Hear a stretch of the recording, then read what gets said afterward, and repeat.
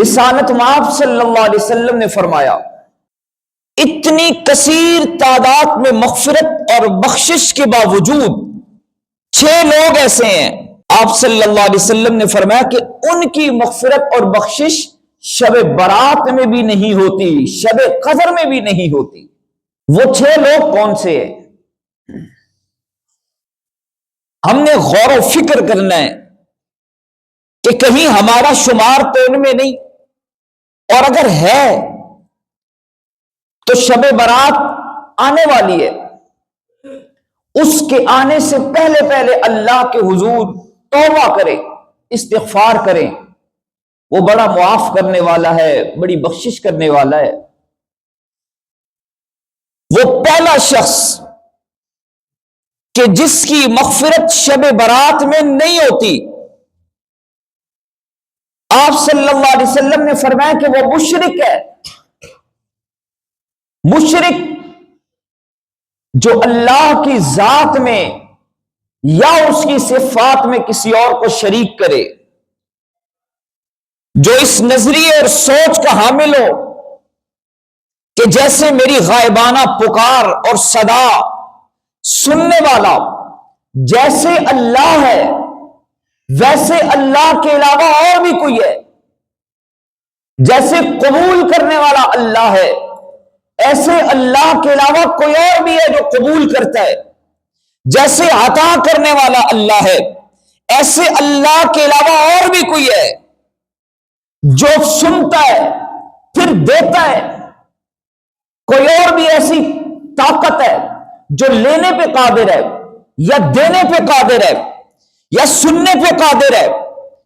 جیسے بغیر اسباب کے میرا رب سنتا ہے، ایسے بغیر اسباب کے اللہ کے علاوہ اور بھی کوئی سنتا ہے، چاہے وہ قبر میں ہو، چاہے وہ قبر کے علاوہ ہو، چاہے وہ ولی ہو، چاہے وہ صحابی ہو، چاہے وہ نبی ہو۔ جس نے کسی ولی کو، کسی صحابی کو یا کسی نبی کو اللہ کی ذات میں یا اس کی صفات میں شریک کیا، وہ مشرک ہے۔ اور آپ صلی اللہ علیہ وسلم نے فرمایا کہ مشرک کی مغفرت اس رات میں بھی نہیں ہو سکتی، اگر وہ توبہ کرے تو اس کی مغفرت کا بھی اعلان ہے۔ دوسرا شخص آپ صلی اللہ علیہ وسلم نے فرمایا کہ کینہ پرور انسان جو دل میں لوگوں کی نفرت کے جذبات پالتا ہے، حسد کی آگ میں جلتا ہے اور لوگوں کو نقصان دینے کے لیے لوگوں سے دشمنی اور لوگوں کو تکلیف دینے کے ارادے دل میں رکھتا ہے، پھر پلاننگ کرتا ہے، لوگوں کی نفرت۔ آپ صلی اللہ علیہ وسلم نے فرمایا کہ جو مسلمان دوسرے مسلمان سے ناراض ہو اس کے اعمال ہی قبول نہیں ہوتے، یہاں تک کہ اعمال رک جاتے ہیں جب تک کہ وہ اس سے راضی نہ ہو جائے۔ کینہ پرور انسان اگر دل میں کسی مسلمان کے لیے کینہ ہے، نفرت ہے، دشمنی کے جذبات ہیں، تو اس انسان کی بخشش شب قدر میں بھی نہیں ہوتی۔ پھر آپ صلی اللہ علیہ وسلم نے فرمایا کہ تیسرا انسان ڈاکہ ڈالنے والا شخص، ایک ہے چور۔ چور کہتے ہیں کسی کی غفلت میں اس کا سامان، اس کا مال کوئی اٹھا لے۔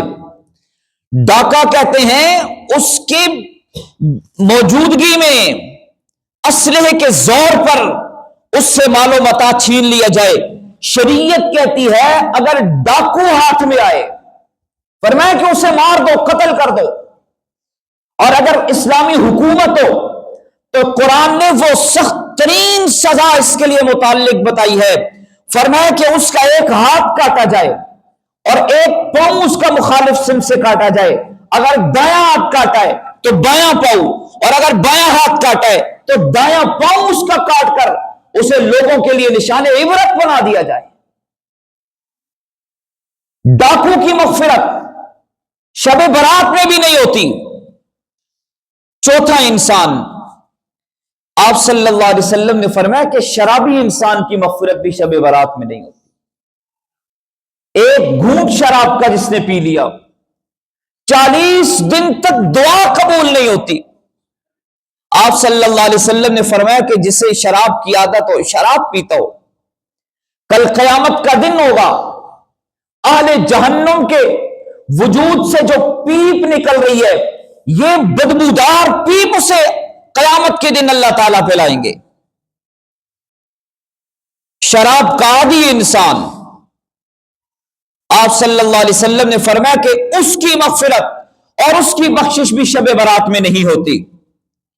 پانچواں انسان، آپ صلی اللہ علیہ وسلم نے فرمایا کہ قطع رحمی کرنے والا، قطع تعلقی کرنے والا، رشتوں کو توڑنے والا، محارم کو توڑنے والا انسان، وہ محرم رشتے، خاص کر وہ محرم رشتے کہ جن کو جوڑنے کا حکم تھا یہ ان کو توڑ رہا ہے، آپ علیہ السلام نے فرمایا کہ اس انسان کی مغفرت بھی شب برات میں نہیں ہوتی۔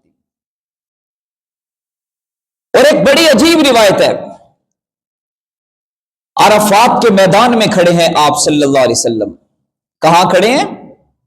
عرفات کے میدان میں، حج کا موقع ہے، حاجیوں کا اجتماع ہے، ان سے خطاب کرتے ہوئے آپ صلی اللہ علیہ وسلم ارشاد فرما رہے ہیں۔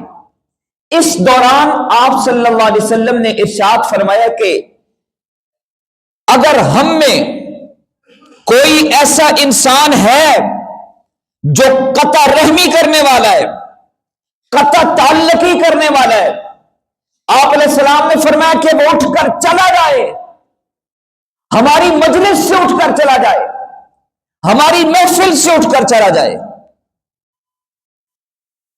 اس لیے کہ جو شخص قطع تعلقی کرتا ہے، رشتوں کو توڑتا ہے، وہ جہاں ہوگا وہاں بھی رحمت نہیں آئے گی، جس محفل میں ہوگا اس محفل میں بھی رحمت نہیں آئے گی۔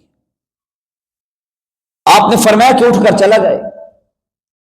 اس دوران ایک شخص اٹھا اور وہ مجلس سے چلا، جہاں پہ خواتین کا اجتماع تھا، عورتیں بیٹھی تھی، وہاں گیا، وہاں پر ایک خاتون سے اس نے سلام کیا، ان سے معافی مانگی اور پھر واپس آیا۔ آپ صلی اللہ علیہ وسلم نے پوچھا کہ نوجوان تم کہاں گئے تھے؟ اس نے عرض کی کہ یا رسول اللہ، میں اپنی خالہ سے لڑ کے آیا تھا، میں نے خالہ سے قطع تعلقی کی تھی، اور آپ کی یہ حدیث سنی ہے کہ وہ شخص ہماری محفل سے اٹھ جائے، چلا جائے، جو قطع تعلقی کرنے والا ہے۔ یا رسول اللہ میں گیا ہوں، میں نے خالہ کو سلام کیا ہے، ان کے لیے دعا کی ہے، انہوں نے مجھے جواب دیا، انہوں نے مجھے دعا دی، میں نے ان سے معافی مانگی، انہیں راضی کر کے تب آپ کی محفل میں آیا۔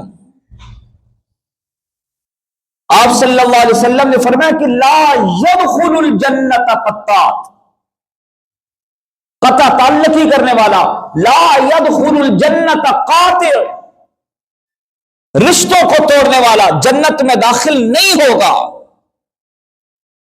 اس لیے رات آ رہی ہے، شب برات آنے والی ہے، اس کے آنے سے پہلے پہلے اگر رشتوں کو توڑا ہے تو انہیں جوڑنے کی قدر کیجئے، اہتمام کیجئے، معافی مانگ لیجئے، راضی کر لیجئے روٹھے ہوئے رشتہ داروں کو۔ اور چھٹا اور آخری شخص جس کی مغفرت شب برات میں نہیں ہوتی، آپ صلی اللہ علیہ وسلم نے فرمایا کہ عاق لوالدیہ، والدین کا نافرمان انسان، والدین کا نافرمان، دنیا میں جس کی قدر سب سے زیادہ کرنے کا حکم ہے اللہ اور اللہ کے رسول کے بعد، اللہ اور اس کے نبی کے بعد، فرمایا کہ وہ والدین ہیں۔ جب تک ہوتے ہیں ہم قدر نہیں کرتے، اور جب نہیں ہوتے پھر قدر آتی ہے۔ فرمایا کہ والدین کا جو نافرمان ہے اس کی کوئی مغفرت نہیں ہے، شب برات میں بھی اٹھ کے معافیاں مانگے، جب تک وہ والدین کی نافرمانی سے توبہ نہیں کرے گا، انہیں منائے گا نہیں، انہیں راضی نہیں کرے گا، جب تک والد راضی نہیں ہوگا آسمانوں پہ رب بھی راضی نہیں ہوگا۔ ماں کے بڑے حقوق بتائے جاتے ہیں، سنے جاتے ہیں، سنوائے جاتے ہیں، لیکن والد کا درد والد کا پیار، والد کی محبت، والد کی شفقت نہ اولاد محسوس کرتی ہے، نہ بیوی محسوس کرتی ہے کہ وہ اولاد کو سمجھائے اور سکھائے، احساس نہیں ہے۔ دو گناہ ایسے ہیں کہ جن کی نافرمانی کی سزا اللہ دنیا میں دے دیتے ہیں۔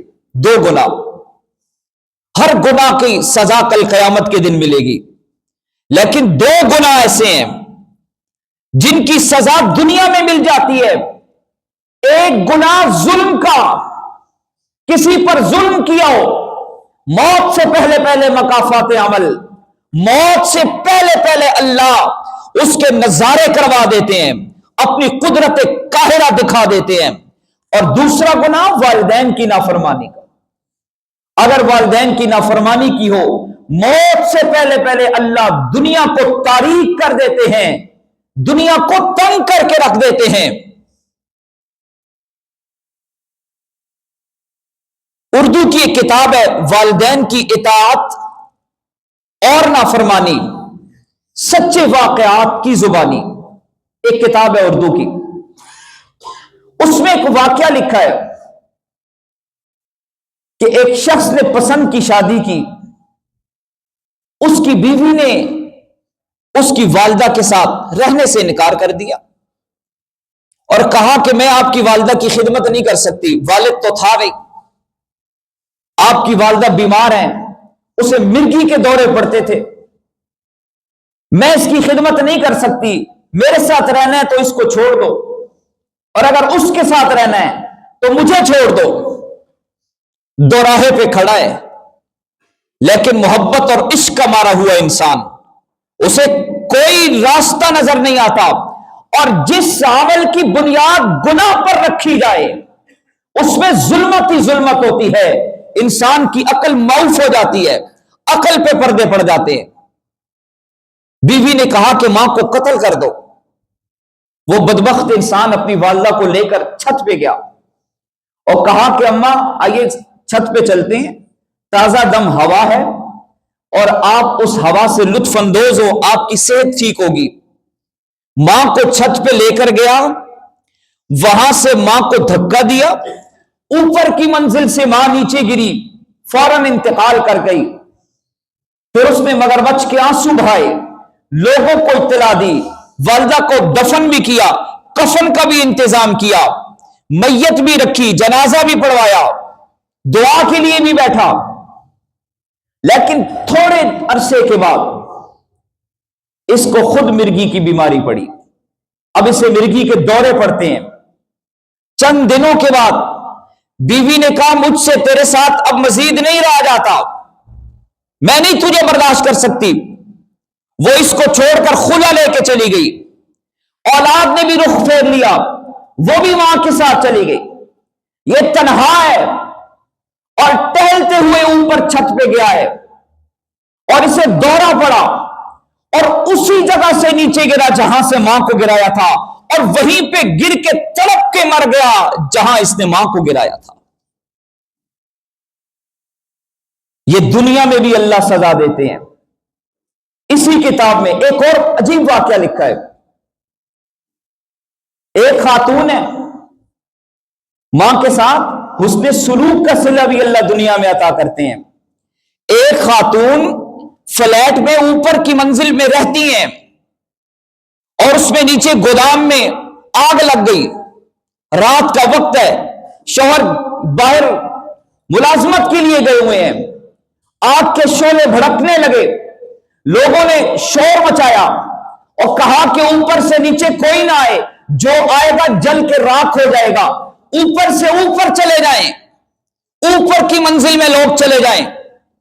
یہ خاتون کہتی ہے کہ میری ماں بیٹھی تھی، 3 بچے ہیں، ایک بیٹی بڑی ہے، ایک بیٹا بڑا ہے، اور ایک چھوٹا دودھ پیتا بچہ، اور ساتھ معذور ماں، اپاہج ماں۔ اس نے اپنے بچوں کو کہا کہ بھاگ کے اوپر چلے جاؤ، آگ کے شعلے بلند ہو رہے ہیں۔ 2 بچے بھاگ کے اوپر چلے گئے۔ اب اس کے سامنے اپنا ایک دودھ پیتا بچہ ہے اور ایک ماں، اپاہج ماں، معذور ماں۔ اس بہن نے उस बेटी ने अपनी वालदा को अपने कंधों पे उठाया, हाथ नीचे रखे, और यूं वो सीढ़ियों से गुजरती हुई ऊपर चली गई। अपने बच्चे को नहीं उठाया, दूध पीते बच्चे को, अपने लखते जिगर को उन्हीं आग के शोलों में छोड़ा और मां को कंधों पे उठा के ऊपर लेकर गई। अब जब ऊपर पहुंची है, वो शोले बुलंद होकर उस कमरे तक पहुंच चुके थे। हर तरफ आग ही आग है, हर तरफ मौत रक्स कर रही है, दरमियान में उसका दूध पीता बच्चा, और वो चीख रहा है, वो रो रहा है, उसकी रोने की आवाज मां सुन रही है, लेकिन नीचे नहीं आ सकती। वहीं पर उसने दामन फैलाया और अपने रब के हुजूर दुआ की। कहा कि ऐ बारी ताला, तू कुदरतों वाला है, तू ताकतों वाला है। देख, मैंने अपने बच्चों की कदर, अपने बच्चों को छोड़ा, मां को उठाया है कि वालिदैन का हक सबसे पहले है, तेरे बाद, तेरे रसूल के बाद वालिदैन का हक है। मैंने अपनी मां को कंधों पे उठाया और लेकर गई। या अल्लाह, मेरा बच्चा तेरे हवाले। आग बुझाने वाले आए, आग को बुझाया गया, हर तरफ शोले थे, लेकिन हैरान कुन नजारा था। जब आग बुझी तो दरमियान में उसका दूध पीता बच्चा मुस्कुरा रहा था। वो रब जो आग के शोलों में इब्राहीम को बचाने पे कादिर है, वो आग के शोलों में बच्चों को बचाने पे भी कादिर है। तो वालिदैन के साथ हुस्न सुलूक का सिला अल्लाह दुनिया में भी अता करते हैं, और वालिदैन की नाफरमानी की सजा अल्लाह दुनिया में भी देते हैं। ये 6 वो लोग हैं जिनकी मग़फ़िरत शब बारात में भी नहीं है। आज वक्त है हम अपने गुनाहों से तौबा करें, इस्तिग़फ़ार करें। हक जल्ल शानुहु हम सब की मग़फ़िरत फरमाएं और हमें सच्ची तौबा करने की तौफ़ीक़ अता फरमाएं। व आखिरु दाअवाना अनिल हम्द।